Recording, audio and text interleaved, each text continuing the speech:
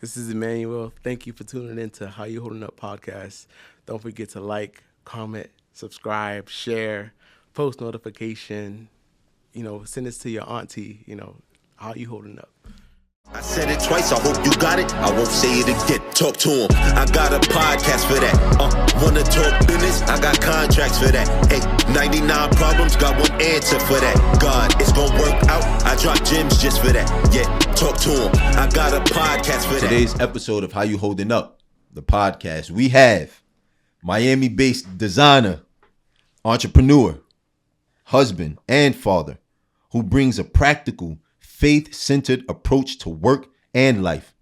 Professionally, he works across UX and UI design, branding, and large-scale visual production, helping organizations turn complex ideas into clear, functional systems, both digital and physical. Emmanuel Osmann. Wow, that sounds crazy. Yeah. Let's talk. Hey, now, how's it going? Thank you, man. Thank you. Now I want to start here, right? When you say Miami-based designer, give us some intel on that. Give us some background. So I've been working in the design space for as long as I can remember. Since out of high school, I've been doing graphic design here and there.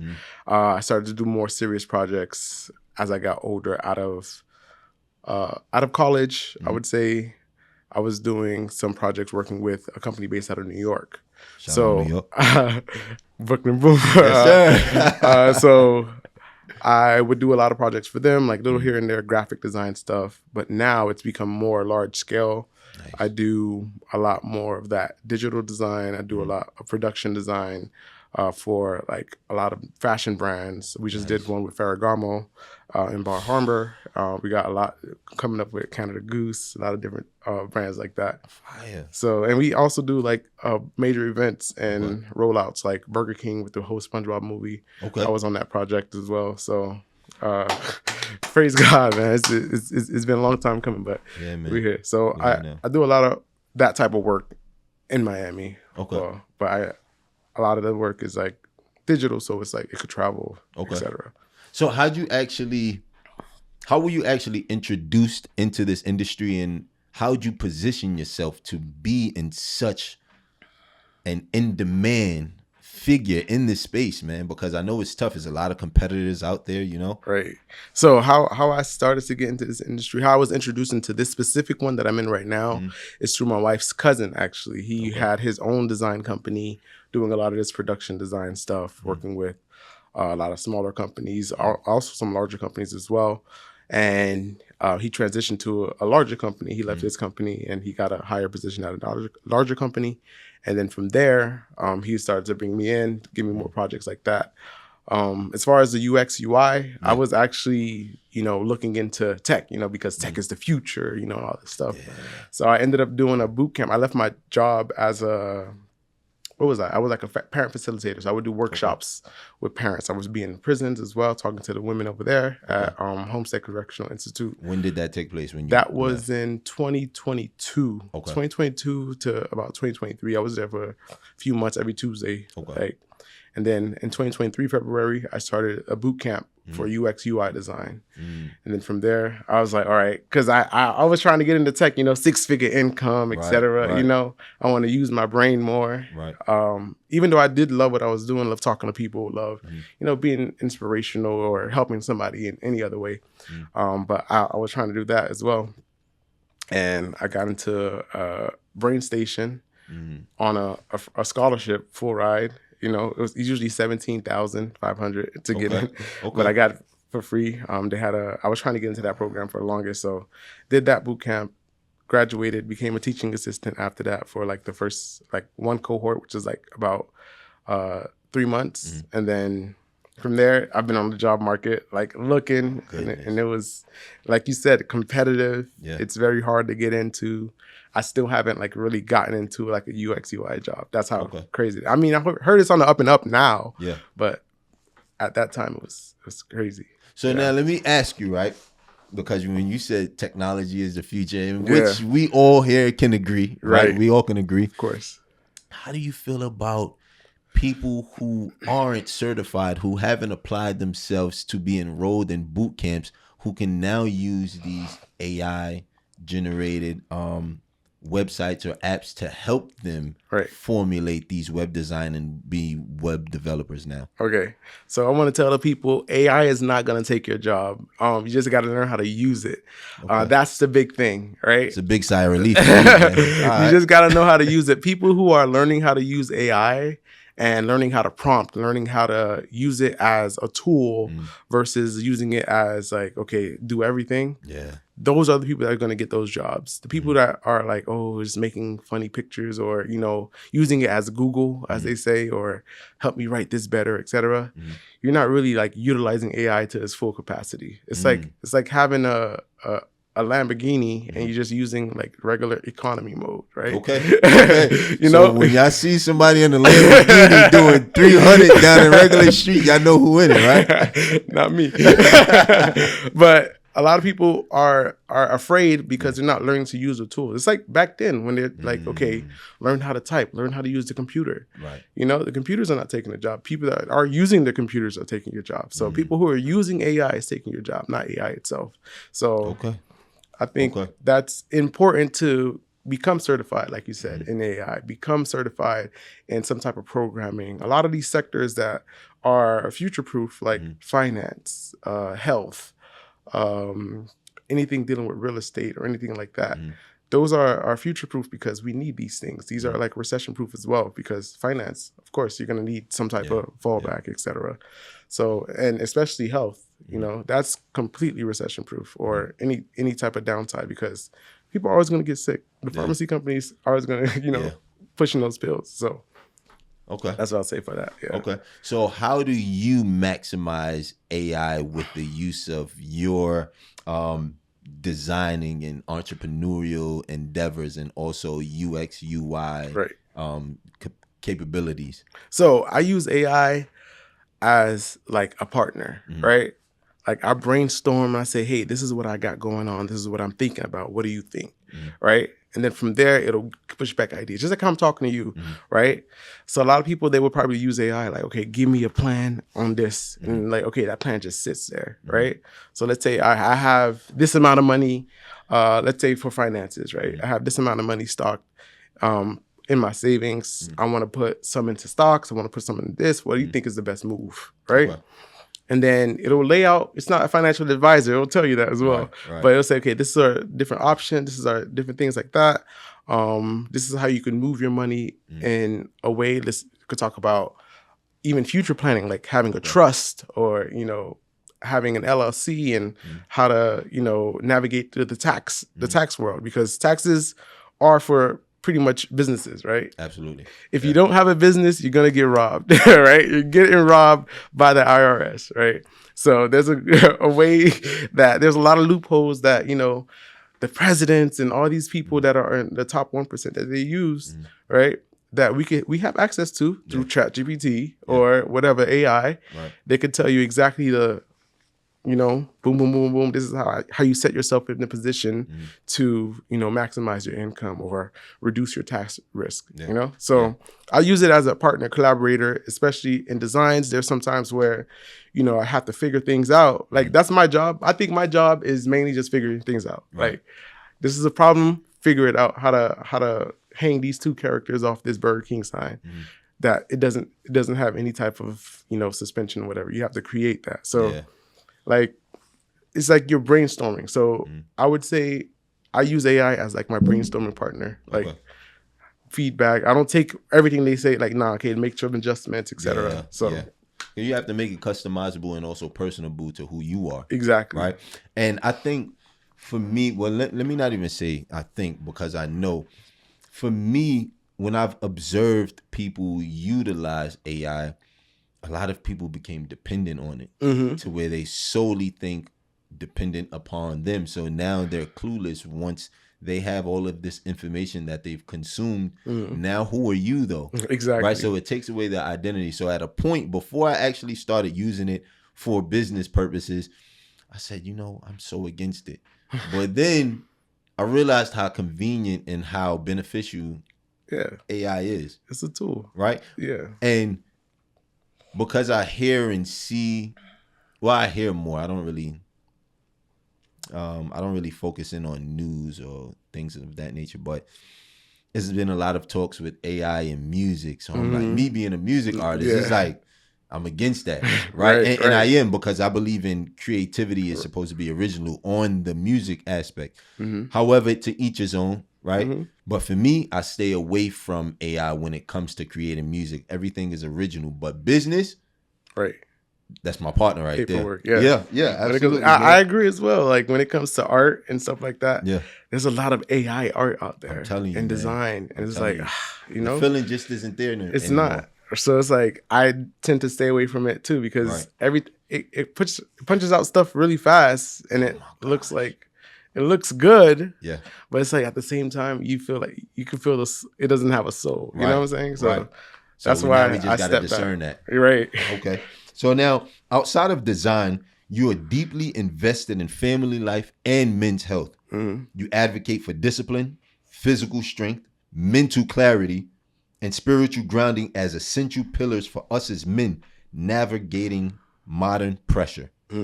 Why? The reason why I believe men don't get enough support, right? Because in what way?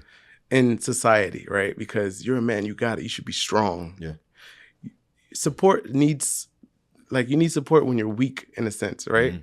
And we can't be weak, right? So you have to be strong. Just man up, be strong, take it on the chin, etc.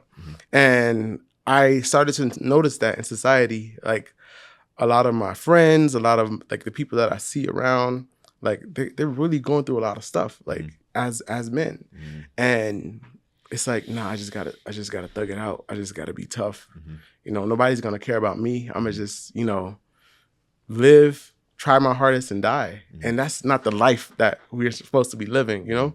And for me, I started to get even more into it when I was in that UX camp, boot camp, and I did a study on paternal postpartum depression. A lot of people don't even think about that. Right. Like men get postpartum depression just as much as 1 in 4 men get postpartum depression, you know, new fathers. And a lot of people don't talk about that because your life changes completely, right? For a man, your life changes completely as soon as you say I do, right? Because living a single life, you could eat, you know, a ham sandwich the whole day and you be good, right? You don't got to worry about nobody else. You don't got to worry about cooking or, you know, try to feed somebody else. As soon as you get a wife, that changes, right? Okay, babe, we can't eat ham sandwiches all day. You know, you got to make sure, you know, we get proper nutrition, especially a woman. They're gonna know, like that's not food, right? Right. So that, and then that's already pressure financially, emotionally, you know, spiritually. As men of the household, we have to have that spiritual standard as well. And then when you have a child, that multiplies, right? Because we desire to be the provider. We have that, like that hunter-gatherer in us. Like it's in our nature to go out, get some food, come back. I fed my family. That's my satisfaction, right? My family's fed. My family's safe. I'm satisfied. I'm doing my job as a man, right? And once that's taken away, you can't provide for your family. You feel like you're less of a man. You know, you can't provide security for your family. You feel like you're less of a man. So with that in place, I feel like men oftentimes are forced with this pressure. Provide for your family. Make sure you put her in the house. Make sure she has a car. Make sure, you know, with the baby, make sure your baby has, you know, food to eat, et cetera, et cetera. And that's a lot of pressure. And with men, that's a life change. You know, you used to just eat ham sandwiches, you know, go to the gym anytime, work, you'll be good, right? But now there's so much pressure on you. And a lot of times we don't know how to navigate that change. And a lot of times it happens from quick, like one day to the next, right?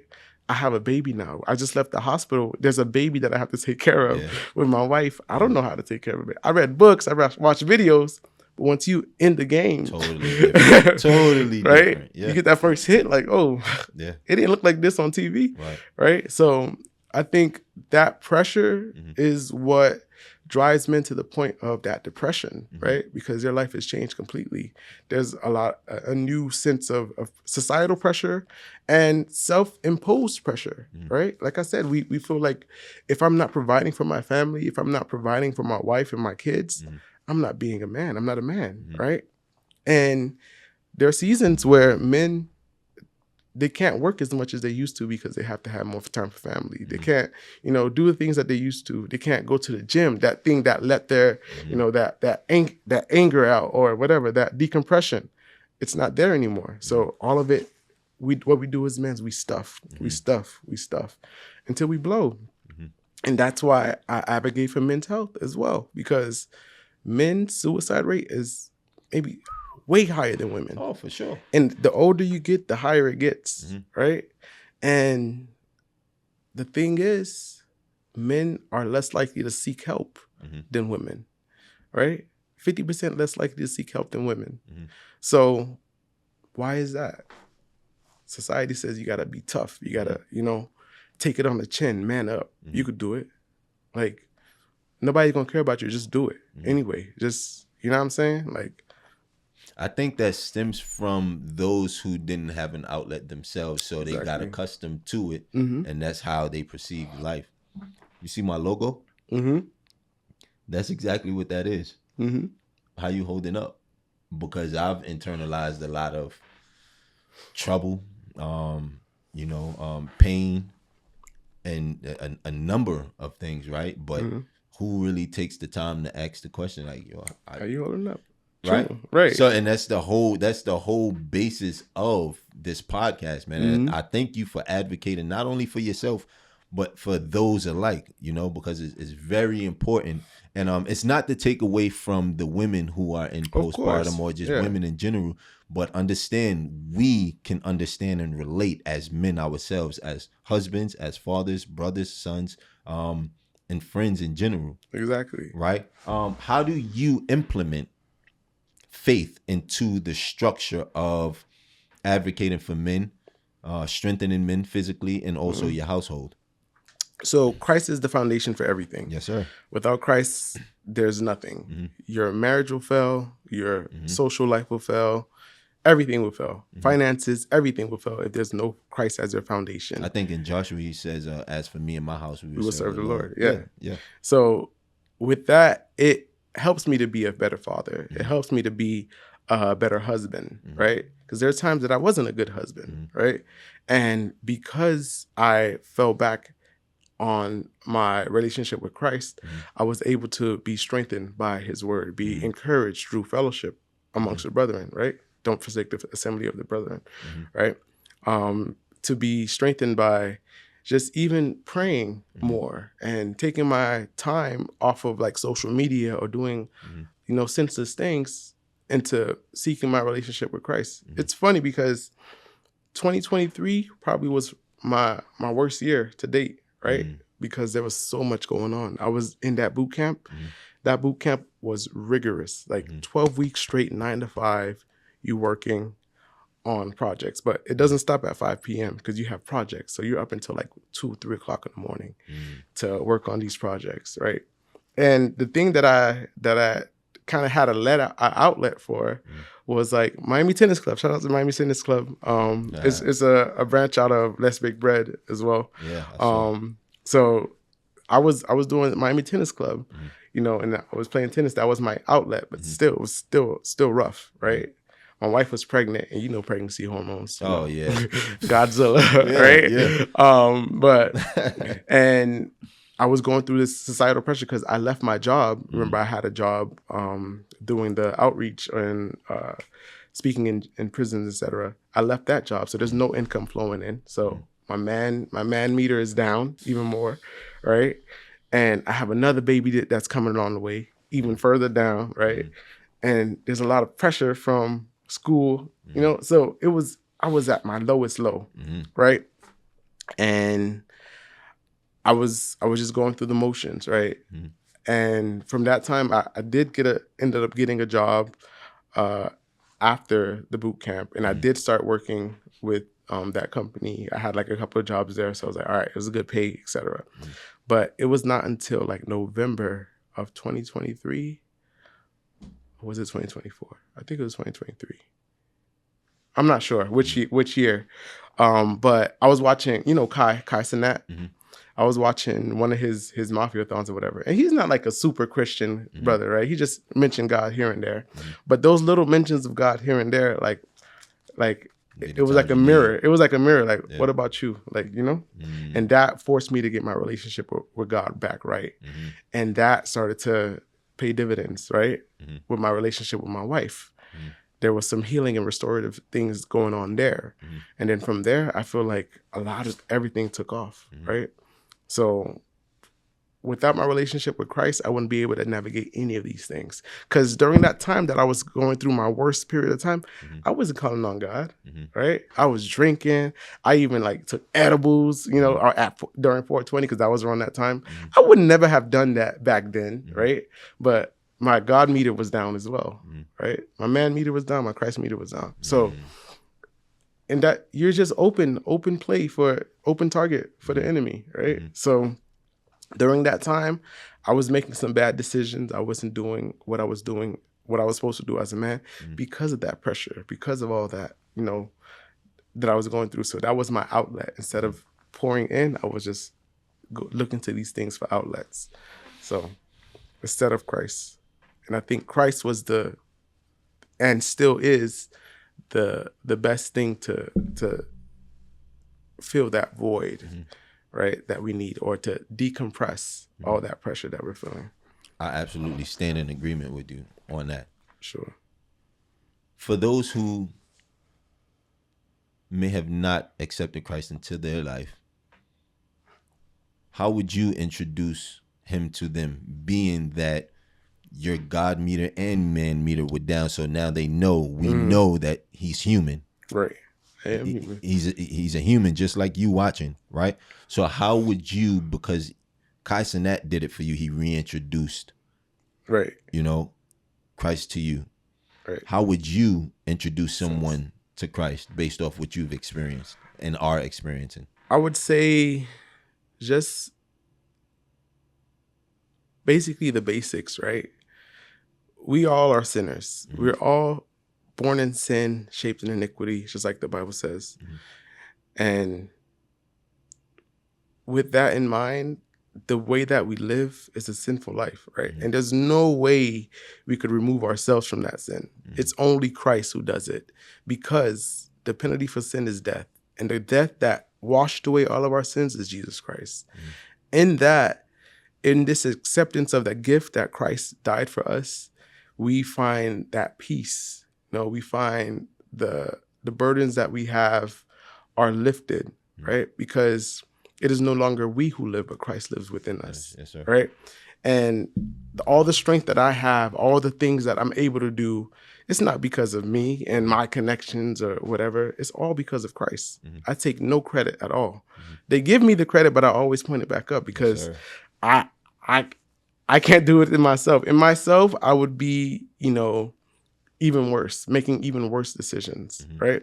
So for me, I would say there's life it's like a life change, right? Because you can't take this gift, like let's say if you were caught, they got you first 48, murder, stealing, whatever the case is, like drug trafficking, they got you, 4K, right? And they take you to jail. They're about to sentence you, life, throwing you under the jail. And let's say Brooklyn Boone walks into the courtroom and he's like, yo, let him go. Give me give me his life sentence. Let him walk free. Right?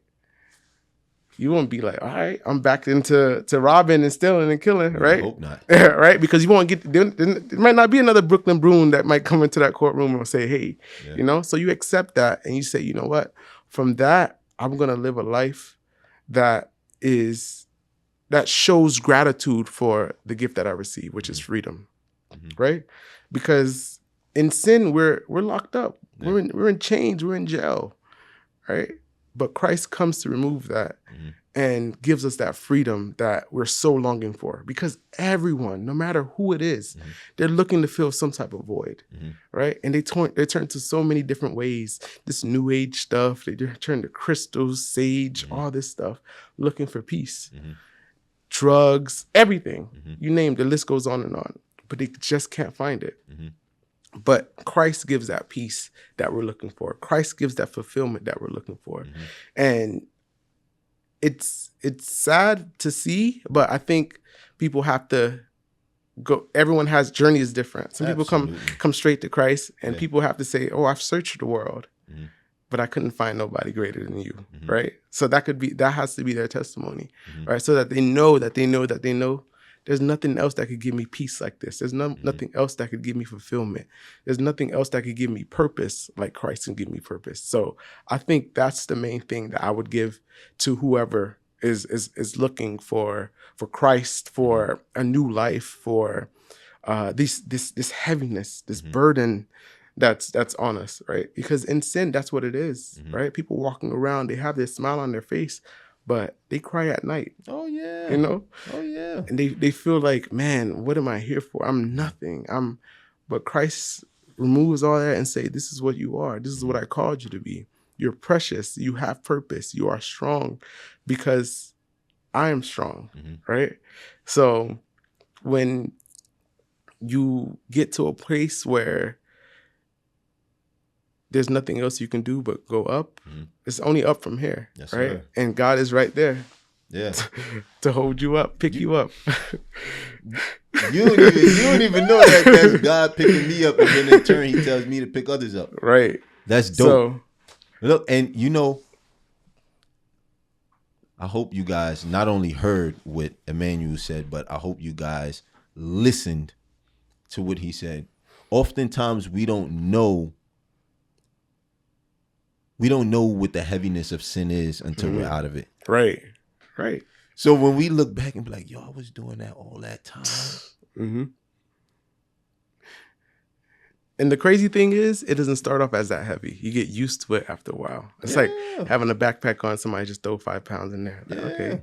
And then it just keeps adding and keeps adding. It keeps adding. After a while, you start to get strengthened. Like, you get strengthened in your sin. Like, okay, I'm just used to this. It's just my life, right? Doesn't that go back to the men who says take it on the chin? Yep. Because of the pattern that they're so used to and conform to? They become hardened, right? So we can't be soft. We can't cry. We can't do all these things because society, right? That's why it's important. I'm so glad that now we have mothers and fathers that are raising a new generation of young men, right? To be emotional, to express your emotions healthily, right? In a healthy manner, right? A lot of people are, there are times where I would express my emotions in an unhealthy manner, right? Because I'm not like a very emotional person, right? I just shut down, right? But that's still a reaction, right? Because my wife would say it all the time, like, no response is still a response, right? So there are times where we'll be upset and I just stop talking and I just play this avoidance game, right? That's what men tend to do. We avoid it. We brush it off. We stay silent. All right, say less, right? We just say less type of guys, right? But that's hurting my wife, right? Because she wants to connect with me and talk with me, but I'm not giving her a time of day. And that's punishment. That's emotional abuse, right? So it's important that we learn to express our emotions correctly so that once we do lead a family, there's a whole lot of lives. I have 3 women, right? Three girls that I'm in charge of, right? And I could destroy these girls' lives before they even starts. I'm the standard, right? Because even if it's not directly how I treat my wife, they're gonna say, okay, when it's time for them to choose a husband, my dad did that to my mom, so it's cool. You could talk to me any type of way. You could give me the silent treatment, etc. Because that's what I learned. It's cool, right? But if I say no, I'm going to force to even though I'm upset, I'm speaking to my wife. And my daughter's 7 years old. She peeps game. She knows. I bet she knows. She knows everything. Yeah. Right. And she could understand, and her seeing the affection, like the public space of affection, us having these elevated elevated conversations and coming to a resolve, that's all important, right? For her upbringing, right? So that when she has it, she's in this situation like, no, I'm not gonna go for that. Because I know my dad, when he used to talk to my mom, they would reason, they would have, conversation, they would come to a resolve. I'm not gonna let you leave and then come back and like, oh, we not talking, whatever the case is. So it's important that, this new generation that we're raising up is raised in the correct manner, because the generation of old, the 80s and 90s and 2000s, like man up, be a man, etc. That hasn't worked, right? To an extent. Well, yeah, to an extent. Because I ultimately believe that. So I produced and co-directed my first documentary in 2022, right? I had my mom, right? She took me in when I was 4 months old, right? Because of unfortunate circumstances with my biological parents, right? So, I had her in my documentary, right? And I can count on one hand the amount of times that she told me, "I love you." What she expressed though in that documentary was like, just because I don't say I love you doesn't mean I don't love you. Then she dropped the bomb on me. She said, but you got to remember how I was raised. So I started thinking like, you know what? Maybe I do have to think about that. Then I started thinking, well, what can I do to differentiate that for when I do have children of my own? And not even that, but how can I now help her get out of what was old? Because what I found out and realized is I can't be asking everybody else how they holding up if not holding up. If I'm not holding up, yet alone the people around me now, they're not susceptible to accept the change because I'm changing, because God is doing work in me. All I can do is display it to you and show you how he has changed me. You knew what I came from. You knew who I used to be. But through Christ, I'm made new. So that's all I can do is be an advocate for him, be a conduit through him to them. And if they accept it, they accept it. Right. But I also want to say this too, when it comes to expressing your emotional vulnerability, how did you find the strength to do that? Because Paul said it, for when I am weak, you are my strength. Right. But how do you, as a man living in this earth, find the confidence, the strength to be vulnerable enough to express your emotion? The Bible says, confess ye sins one to another and be ye healed, right?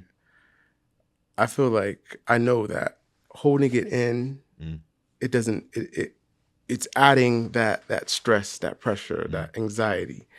And it doesn't benefit you, right? The Bible even says it, right? You're holding it in, you're not healed.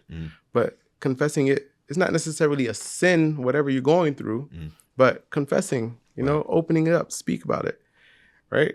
Be ye healed. You're healed in that situation, because even just talking about it, sometimes people are just talking about it. You don't even have to give me answers. Just hear me out. I feel better because I was holding that in. Like, man, every time, I go over, then my kids, et cetera, I feel like I'm going through this by myself. And a lot of times, like my wife, right now we're like kind of in a mode or a transition or a season where we're going into like focusing on married couples. And a lot of times with these situations, married people don't get together with other married people.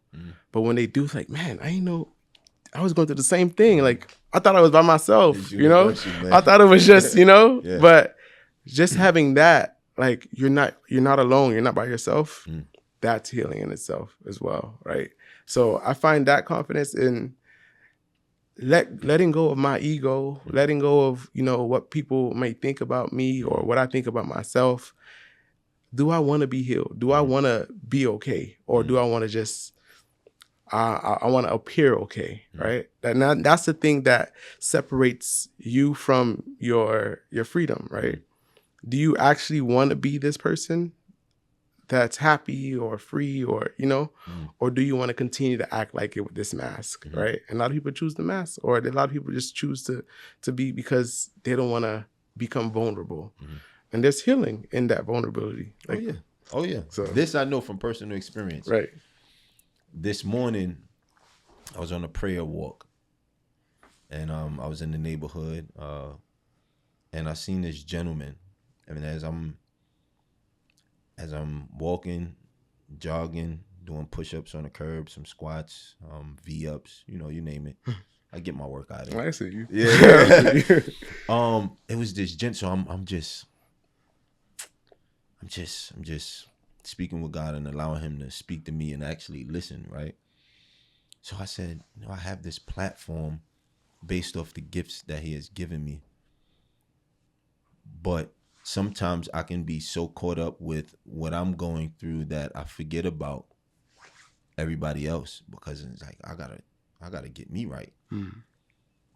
But in this world, you speak on the societal pressures and branding and business, and this is who your identity is. But if How You Holdin Up is my brand, my identity, shouldn't I be that everywhere I go? Not selective on when. It was this gentleman. I seen him. He was by these train tracks, and he was a homeless gentleman, right? And I seen him at the tracks. I said, if I see him around when I come around this block, I'll stop by.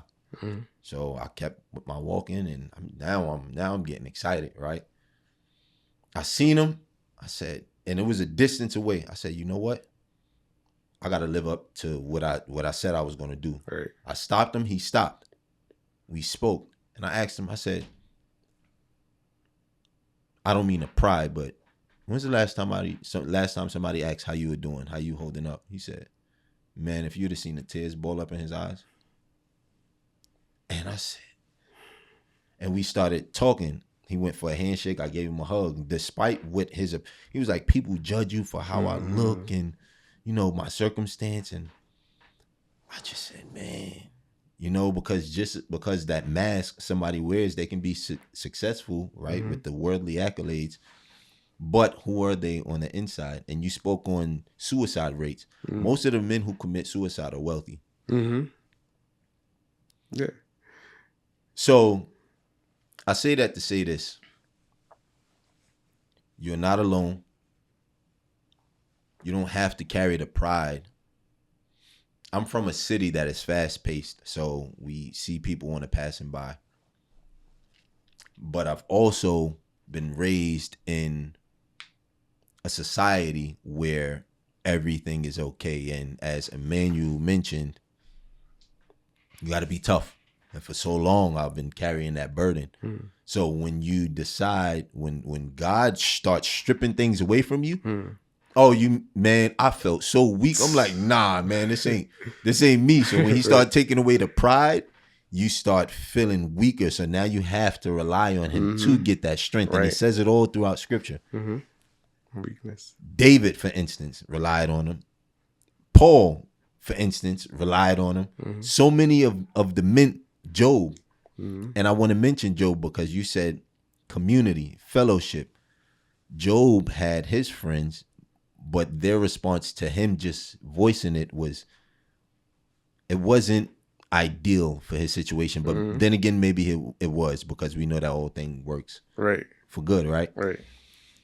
How have you had that discernment and also that wisdom to say, okay, these men, even though they may believe in Christ, they may believe in God, how have you said, you know what, I'm going to just let it out, or I trust these brothers right here? Yeah.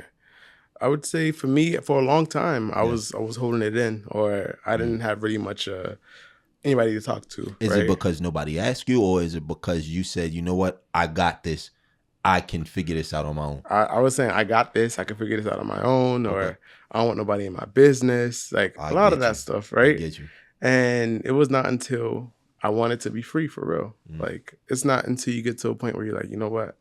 I don't even care anymore. I just want to, like, whatever I'm feeling, whatever all this that I'm holding in, I just want to be free. I just want to let it go. I want to be healed. I want to move forward, right?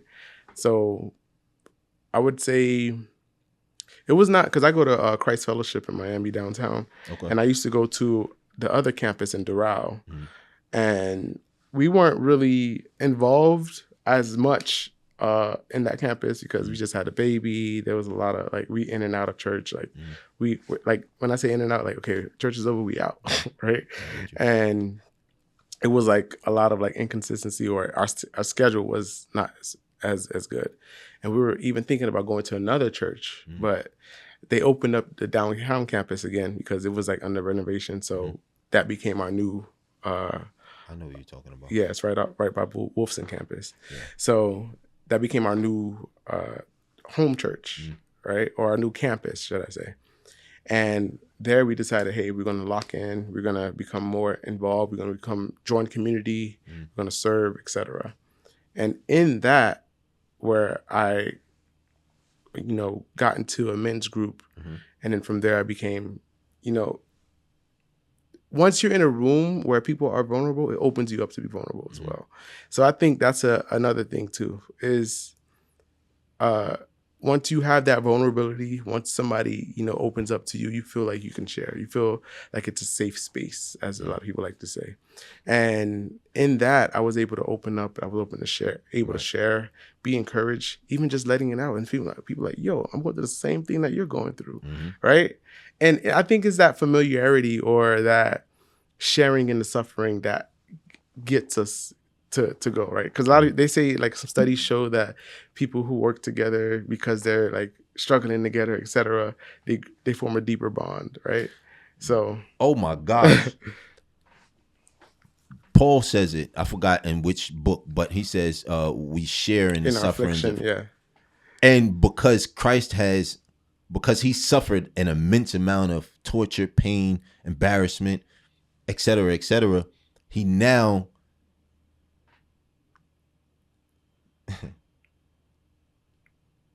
okay. Yeah. Okay. Yeah. Because, and Christ experienced the life that we live as well, right? Given it was a different time, but he experienced the same life that we live, right?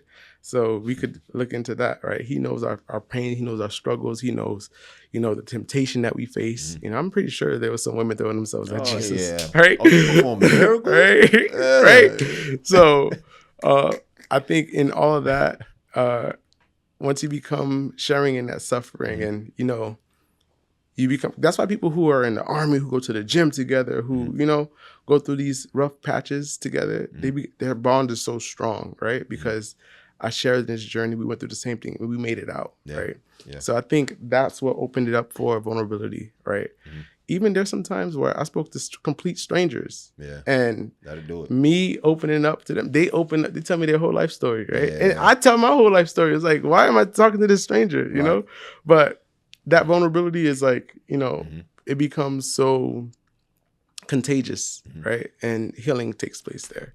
So that was like definitely one of the biggest keys for me, is like finding that men group and not saying, okay, I don't know these corny guys or whatever, right? Like, right? I don't know these guys, like whatever, but it gets to the point of, like you said, removing that pride, removing all this stuff. You become weak. Now I need strength. I need somebody to hold me up. Right? So that's what it is. If you don't know the feeling that Emmanuel and I are speaking about right now, give your life to Christ and you'll see. Definitely. Definitely. I'm telling you. Man, so in the group chat that you and I are both in, I posted a reflection question asking what one word would you describe what one word would describe the year that you've had? And you responded with the word trust. Right. Do you care to elaborate more about that? Because you stole my word, perseverance. You put perseverance, but I was like, hey, hand in hand, trust. I would say trust and perseverance. Trust that gave me to persevere, because last year was crazy. It was a crazy year. Well, and I could say, like I was saying earlier, like the years before that, 2023 was my worst year, and 2024 was like kind of like a redemption year for me. Like my wife and I marriage was like hanging on by a thread, right? And I was like to the point where I was looking up, okay, what does it mean to be separated? What the kids gonna do? Like, okay, she have the kids on this weekend, that weekend. What does it mean for finances, etc. Right? It got to that point where I was like, I'm done, right? But Christ, right? If it wasn't for Christ, I wouldn't be here today. Like, and that's genuine fact. Like, even in 2023, thoughts of suicide came to my mind, right? Because it was I was at such a low point. It was like all this pressure. I don't have a job. I'm in this boot camp of an unsure job, right? I don't know if I'm gonna get a job after this, right? So a lot of that was weighing in on me. So 2023 was probably my worst year. I'm a happy-go-lucky type of guy. I would never contemplate suicide or anything like that. But during that time, I was away from Christ. So anything's possible, right? Then 2024, that's when like my wife and I had extensive conversations on, you know, getting our things right for the things that probably happened in 2023, right? And that brought a lot of healing to our relationship. Right. And if it wasn't for my wife as well, you know, we probably wouldn't be married, because there are times where I was weak. She was, you know, the strong one. She was the one saying, okay, let's go to this marriage conference. Let's go, you know, do this devotion. Let's pray together, etc. And that's why I commit, like, my wife is like my backbone. I love that woman, man. You know, and shout out to you for sure. She was like, okay, we're fighting for this marriage, because marriage is hard work, right? Yeah. It's like a car, like they say, get maintenance. If not, it's going. And then sometimes people be like, I just rather get rid of this car, right? Yeah, because it's gonna take too much to fix it, or you know. But if you take it to the right person, you know, they'll fix it for you, right? And it probably won't be that much, right? The right person, right? And in that, I still wasn't working. So all of 2024, I think I had a job. I got another job from May of 2024 until and it ended, or 2023, and it ended at around 2024 or something like that. 2025 actually. It ended January, sorry. And I was working, and then during that time, there was no more projects. It was project based. I was getting good money. I was traveling, etc. But there was no more projects, right? So I'm basically not working. So January, I was like, all right, let me pivot. Let me liquidate my assets, right? I had Bitcoin, I had stocks, I had all that stuff. Had XRP at that time, right? Yeah. Then I liquidated all of that, paid off the car, right? Paid off the car note. I sold, or I bought another car. I bought the little Honda Civic that I have now. So did that, and then I put the rest in savings, etc. But that was all right. And now I could do Uber, right, for some income, right? So 2025. I was doing Uber from February. I started doing Uber, right? So I was like, all right, let me just make some money, drive some people around. Because before I did Uber Eats like it's easy to take food, whatever. But this is the first time I started doing Uber. And this is all me like, okay, all right, God, you know, that takes some trust. Mind you, this is after I was like, all right, let me lock in with God. Let me get my relationship right with God, etc. And I'm going through like, you know, and I'm supposed to be like the man, you know, making money. And I'm like doing Uber, right? I'm driving people around. I have my Christian music playing in the background, etc. But it got discouraging sometimes. So I'm like, man, I'm making like $50 a day, or barely making $100 a day, etc. I'm like, dang, man, like, you know. But during this time, my Christian music would be playing in the background, and people would have like conversations, etc. They'd be like, you know, I like your music, and then that would lead to deeper conversations. And we're like halfway through the ride, 20-minute ride, we're talking deep about Christ. People were like breaking down, crying in the car. I'm praying for people in the car. And I think one moment, well, it's like a bunch of moments. I could talk, it'll be another podcast, you know, or we'll be all day talking about the different stories. But two stories in particular. One story is when I was doing Uber and I went to the hood. right, in Miami, like on the other side of 42nd. And I'm like, I will never go to the hood to do Uber, right? I go to safe places, Miami Beach, people won't tip, whatever.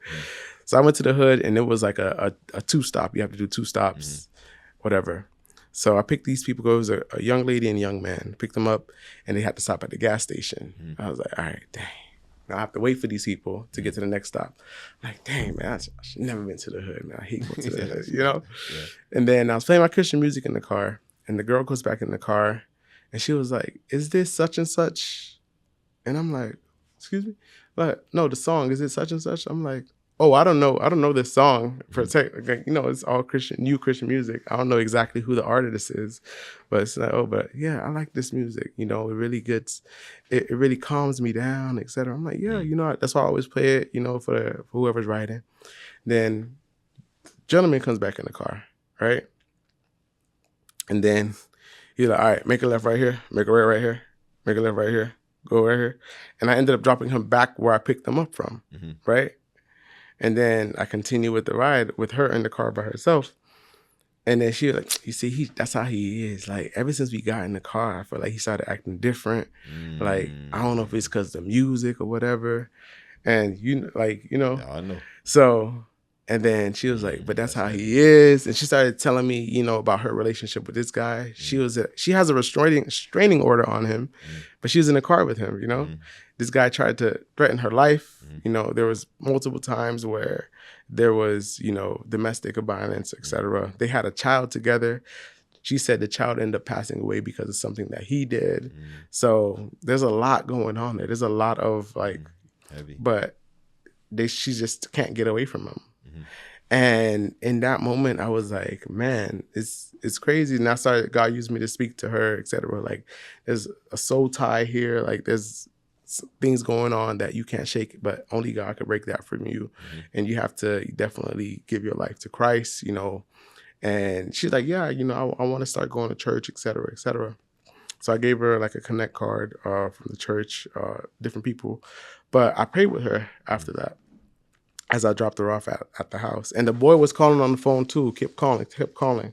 And she had to like lie to him, like, yeah, I'm at my mom's house already, right? Because he's like really like overprotective, like, you know, big stalker vibes, even though that they were together. And obsessive, should I say.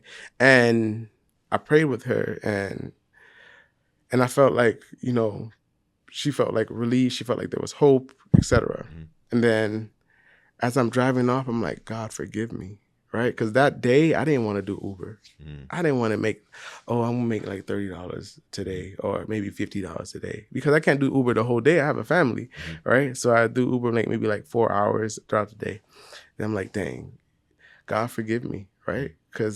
And I think that, and a lot of times the enemy comes and shoot these thoughts in your head. Oh, yeah. Right? Oh, yeah. And imagine if I took that one young lady, she wouldn't have been, you know, affected by that, right? So I was like, you know what? Right now, I might not be working UX, UI design. I might not be doing any design work, but I'm working for God right now. And he pays the best, right? Even though it's like, you know, $50 today, $50 there, that's not my payment, you know? That's what Uber give me. But God's payment, you know, is even better than that. So I was doing Uber continually. And I think another story, I was coming back from a men's conference, right? Because I go to more of these things. And I was doing Uber on the way back because it was way in Fort Lauderdale by the airport. So I was like, okay, let me start, you know, making some money back, coming back down. And I ended up by Hollover Beach, right? And I got a ride. I'm like, okay, so let me, you know, try to drop these people off or pick these people up. I get to the parking lot, and then the person cancels. I'm like, what? All right, so let me go use the restroom. I went to the restroom, and as I'm walking to the restroom, I see this man and this woman on the curb, young guys, like maybe 27 at most, and tears in both their eyes. The girl had shades, but you see tears, something distraught. I'm like, y'all good? Y'all all right? He was like, yeah, we're good. I'm like, all right. And I'm like, God, you know, be with them, right? So I go use the bathroom, come back out. I still see them, right? So I'm like, all right, make sure y'all good, right? I go back in the car. The ride comes back. It's the same ride that canceled before. Comes back again. see who's walking towards the car? That same guy that was sitting on the curb with his girl. So they both got in the car. As soon as they got in the car, I was like, it's no coincidence who's going to start speaking. All right. So I just started speaking to them like what God put on my heart, you know, like in that situation, she was upset. Like, you know, there was like some drinking, etc. happening. He got out of hand, etc. And God was just using me to speak, you know, like about relationships. And I said, if Christ is not in it, it's going to fail. Yeah. I'm not going to sugarcoat anything. If Christ is not in this relationship, it's bound to fail. There's no ifs, ands, or buts, right? And if you don't keep him at the center, because, you know, there's a lot of times that Christ is in a relationship, etc. But is he really? But, and then they end up in divorce. But was he really there? Right. So, but it's bound to fail. And then I was talking to them, praying for them. And then they were like, man, thank you so much, you know? And it was crazy. Like, I was just thinking like, man, these people really need, you know, I don't know what they're going through. They just need you right now. And God allowed me to use me to give them a word. And I would never have thought like, oh, the same people that I'm passing by on the floor crying are the same people that would be in the back of my little Honda Civic, you know, and, you know, taking them all the way to South Beach. And that led for a long conversation and, you know, and they were very receptive. And I think that's the overall tone of like, when God sends you, he's going to send you, right? And he's going to soften the hearts of the people. And, you know, that was a blessing. And that came to a point. So I'm trusting God in all that, right? Like, you know, God, I'm working for you now, right? And mind you, the church I come from, we used to be talking to people all the time, like all the time. We would go out in the streets. I used to be on the bus. Jesus Christ is coming. You know, I used to be that guy. Yeah. Okay. And on the bus heading to Miami-Dade College, Jesus Christ, in front of all the college kids. And I stopped all that, like all that. It's been like maybe 4 or 5 years since I spoke to somebody like intentionally about Jesus, right? And God used me for like, from that time, from February of last year, all the way up until, I would say September. And then I get a call back and they're like, yo, I need you in New York tomorrow, ASAP, right? And I went over there and I had to work on a project. I was retouching some photos for Apple for the release of the new iPhone 17. They had this big showcase and all this stuff. I just had to retouch some photos there. And that opened the door for more consistent work. And from there, I've been working like nonstop from September until now. Today, still working. After years of not working. And I would say when he do it. I was making what, $50, like maybe $100, $200, no more than $300 a week. No, I would say no more than $200 a week. In December of 2023, what came into my bank account was like, if you see like the line, it was like, right? For the whole year. I made like a salary, like someone like working a regular job salary within that 1 or 2 months, right? And I was like, when you work for God, God pays you. Oh yeah, right? I know.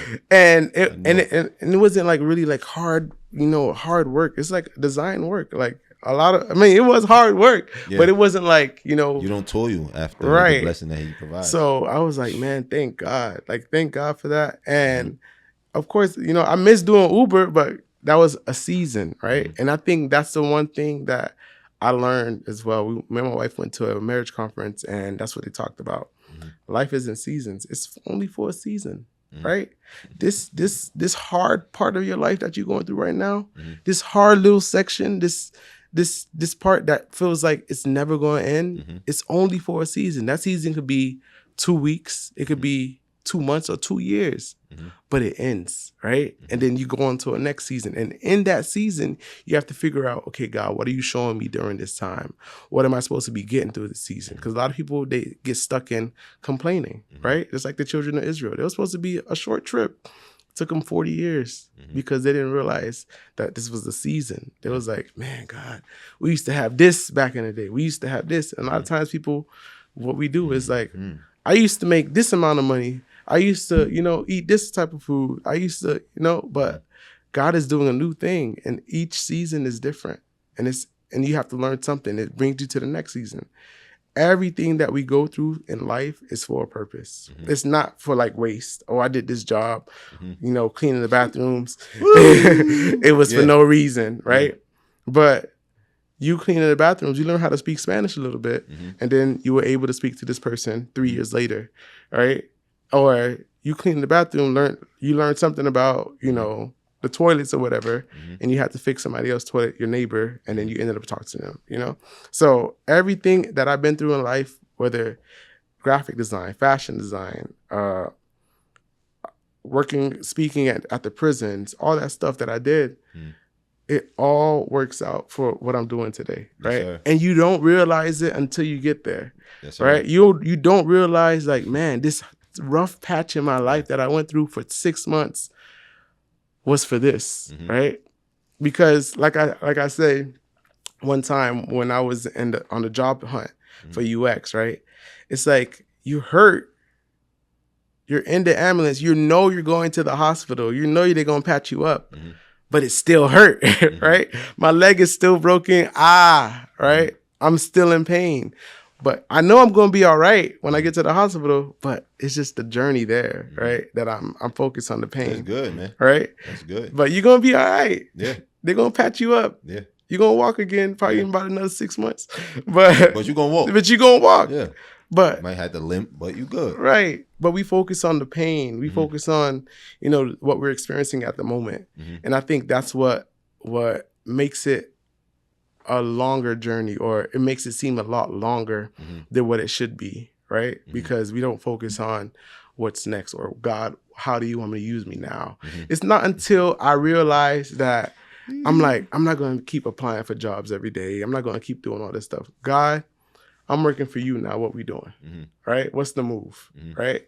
And it's not until I got to that point where I said, all right, surrendered. I'm getting off Indeed. I'm getting off LinkedIn. I'm working for God right now, right? I relate to that 1,000%. Right?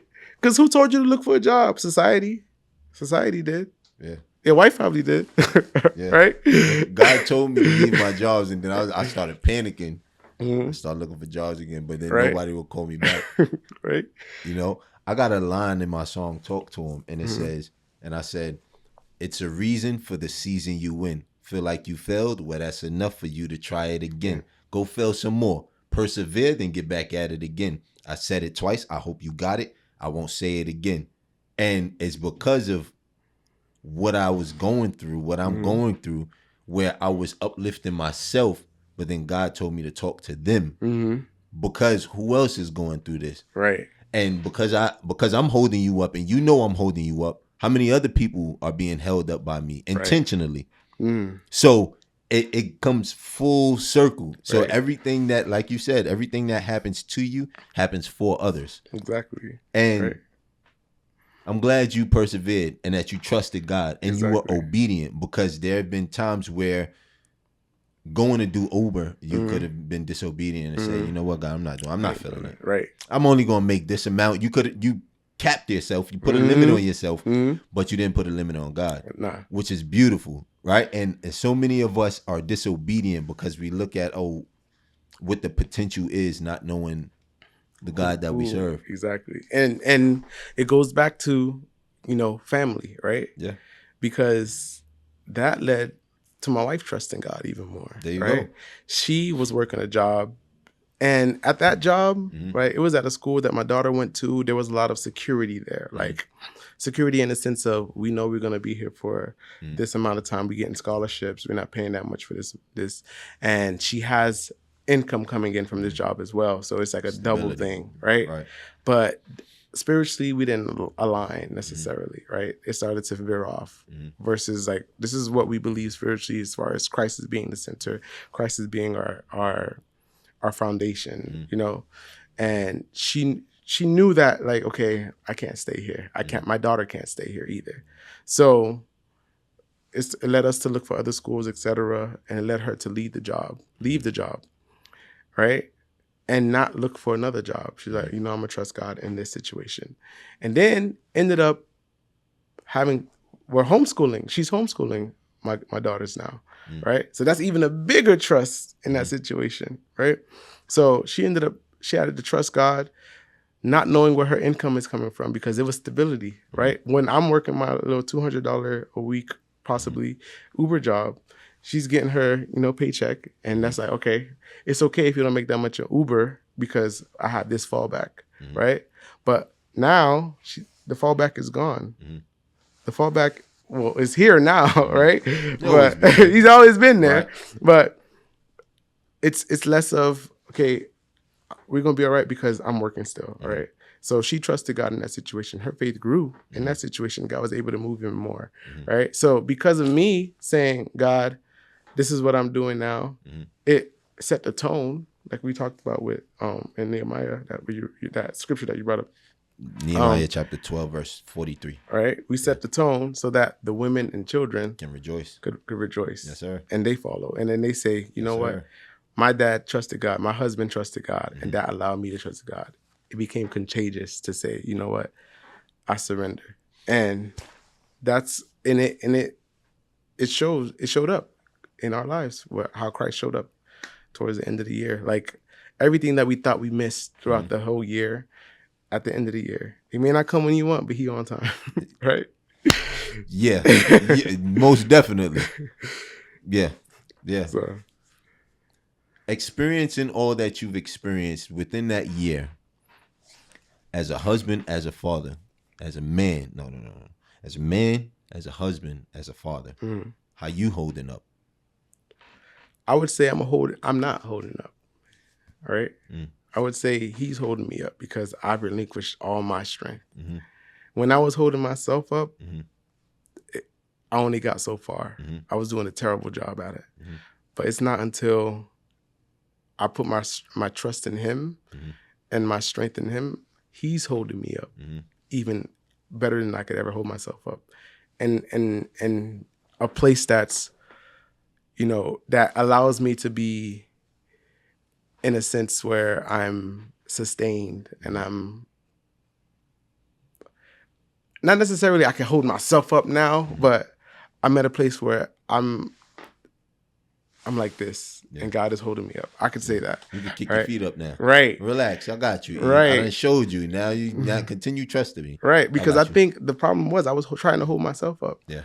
And I became weak. It's hard. It's hard. Yeah. Right? It can be, yeah. Absolutely. It could be hard. But once you have, God holding you up, Christ holding you up, it becomes a lot easier in a sense of, it's not me. I'm not doing this. I'm not driving.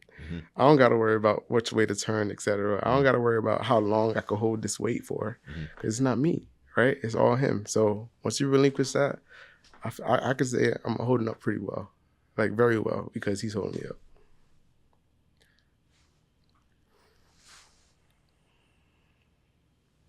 I want to encourage you guys. Just because you give your life to Christ, you render all control. It doesn't mean that life gets easier. No, it doesn't mean that. So I don't want you to be I don't want it to be misconstrued. I don't want you to think for a moment that you're going to get these blessings that you desire right when you want it to. I don't want you to think that you'll continue doing the same thing that you've been doing if it's outside of his will. I don't want you to think that you won't experience trouble, mental disparity, stress, depression, anxiety. I don't want you thinking that. What I do want you to understand, though, is that it's worth it. And when you allow yourself to fully submit and surrender to his will, he gives you a peace that surpasses all understanding. He gives you peace not like the world gives you, but that only he can provide for you. It's just something about it. I can explain it, but I want you to experience it for yourself. So with this next segment, so in addition to being the host and creator of How You Holdin Up, the podcast, I am also a music artist, for those of you guys who don't know. So this segment, I'll be asking you questions based off the titles of my music. Okay. Brief. You ready? Okay. All right. How you holding up? Yes. You. If this message connects with you, do us a favor and like, comment, share, and subscribe. And also turn on the notifications for more content and conversations just like this. All right. At what point did you realize you came a long way? I would say when my wife and I would get into like any type of argument, or we see that there's some type of anger being brewed up, I'll be the first one to say, hey, I meet the confrontation instead of joining her, right? Because my thing was I would match her energy or meet her level, or etc. Instead of being a calmer down, or if it's me, or if I'm getting upset, I would just continue that. But I think I came a long way when I realized that let's talk about it. Let's do this. Let's do that. Right? Let's not be upset. That's major. Right? And I think that was huge for a marriage. And we're completely different now. Completely different. I would say I'm a completely different person when it comes to, because like you said, when you come to Christ, it's not going to be all peachy key. Yeah. When you get married, it's not going to be all, here comes the bride. Honeymoon the whole time. It's going to be storms, right? And that's to test your marriage. That's So I would say through that, I've come a long way from being the person that would give the silent treatment or be upset if my wife was upset, or just assuming that, okay, she's mad about something. She's mad at me. I'm mad at her, right? Instead of looking for understanding, looking for a resolution, reconciliation. So I would say I came a long way in that sense. I understand that portion of your assessment. This is this one scripture that did justice for me.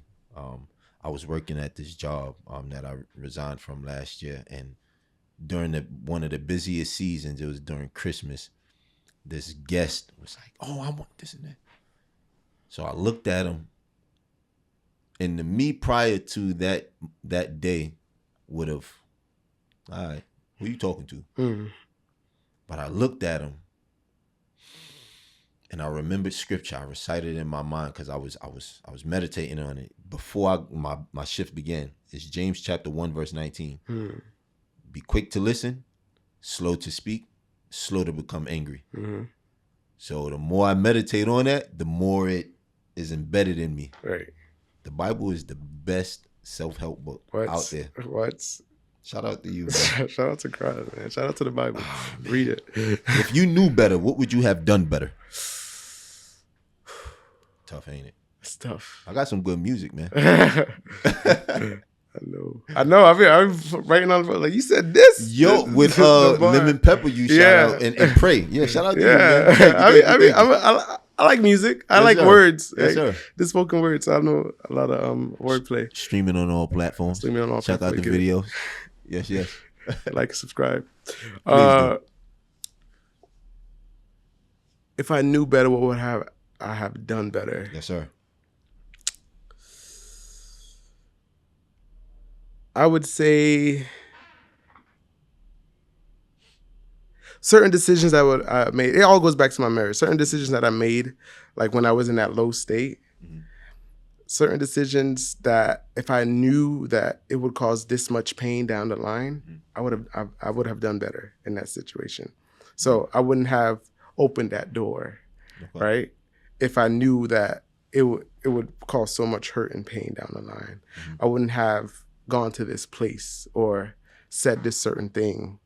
If I would have known, it would have had so much of an echo down the line, because certain things that they hurt hard, right? And it could take a long time to heal from that. So it could seem like, oh, it's not that big of a deal. I messed up, but I don't think it was like that crazy, right? But you never know how it affects the other person. So I would say that for sure. Certain things I said, done, I would not have said and done if I would have known better. Like if I would have known to do it. Because I know, like, Paul says, I know the things that I know to do, I don't do Romans, them. And the things that I want to do, I don't, Yeah. So I know better, but I don't do better, right? So doing better in that situation and thinking about the repercussions. Let me ask you, just came to my mind. If Eve would have known the effects of sin before she bit the apple, introduced sin to the world, do you think we would have appreciated God that much more now that we have been delivered from sin because we've experienced it? No, we now know what darkness is, and we know what sin is. We know what all of the characteristics of sin that Paul has listed out. Do you think we would have revered him as much now knowing how Christ died for us and what he has given himself up for? That's a great question. Ooh. That's a great question. Ooh. Me, I believe that we still would have, because the way that God created the earth. Yeah. He created it specifically for us. He created us to have all these things, all the things that we wanted, right? He lived us a sustainable earth that we could eat all the fruit. We could eat no pain, no nothing, no death. Yeah. At that point, there was no death. Yeah. Right? Is that we just have to follow this one rule, right? Us being humans, of course, we're gonna, do what we got to do. But I believe in the perfect world that God created. I think we would have still revered him, because even now, right? We could look at the world. We could go to, we could fly in the airplane and look down and be like, dang. You could watch BBC the World documentaries on Netflix where they talk about animals that are in this one specific jungle, in this one specific leaf. You see this frog, right? That it's only there, and it's so beautiful. No one would ever know that it's there, but God does. And like he created this, like it's just such an awesome thing. Very right? unique. Very so unique. I believe we still would have revered him, but just in case we didn't, Right. Right. Okay. Fair deal. I respect your perspective. You watch Animal Planet? No. Yeah, I do. Yo, Nat Geo is fire. Let me just put that out there. Yeah. Moving along. In what way has God shown you? Well, you pretty much told us, but in what ways has God shown you that He's on time? And how much faith in Jesus Christ determines the way that you live professionally and personally? I mean, you pretty much gave us the rundown. So just a short reiteration. A short reiteration is looking. I think a lot of times reflection, right? Reflection could change our perspective on self-reflection or reflection in its entirety. Reflection in its entirety. Okay. Like looking back and saying, man, this had to happen at this time, right? Like, I'm so glad it didn't happen earlier. I'm so glad it didn't happen later, right? Because this is the perfect time for it to happen, right?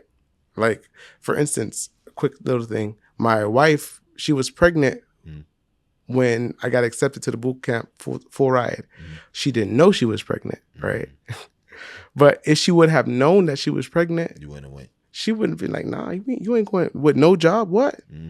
So, right? Yeah. So I completely, believe that in anything, like professionally, like you said, and personally, different things that take place developmentally, in my professional development, in my personal development, all are a part of where I'm going in the future, or where God has me to go in the future. So there's a lot of, like you said, we spoke on it, speak on it continuously, but God is never late. Always on time. Always on time. Before we go, provide us all with an encouraging word. This is your turn. This is your chance to talk to him. You talk right in your camera. All right. I will say to you that in life we will have trouble. Take heart, for Christ has overcome the world. Right? And in that situation that you may find yourself in, where you see like there's no out, there's no way that you could get yourself out of it. You're right. There's no way you could get yourself out of it. but God could get you out of it. God could bring you through it, right? And in that, he will strengthen you to get you through it. And whatever you may be going through, whatever you may think that, you know what, this is going to last forever, it's only for a season. Just remember that life happens in seasons. There's time, well, we live in South Florida, but there's time for cold, there's time for heat, there's time for leaves to fall, there's time for food and vegetables to be harvested, right?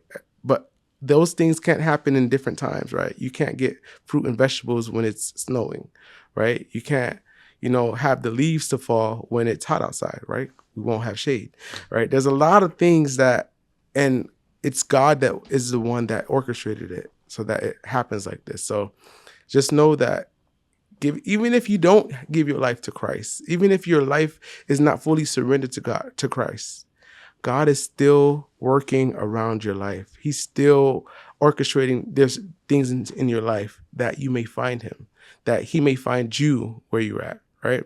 Because a lot of times people think that, okay, well, I have to be in Christ and then God is going to do all these things. But God could meet you exactly where you are. And he loves you that much that he would change a whole situation, or you could lose your whole job or promote you or whatever the case may be, just to get you to fall on your knees and say, God, here's my life, take it, right?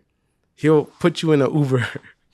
He'll put you in an Uber just for you to say and meet some weird guy playing Christian music, just to have a prayer and be like, God, this, I give you my life. So what I want to leave with the people is trust God. He's always on time, and he'll continue to hold you up when you don't have the strength. Hey, 2026 has recently begun.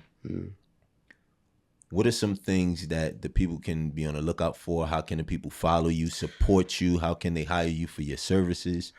I mean, I don't really have much going on as of now. I used to like dibble and dabble into content, like food content. I'm doing like workout content now, here and there.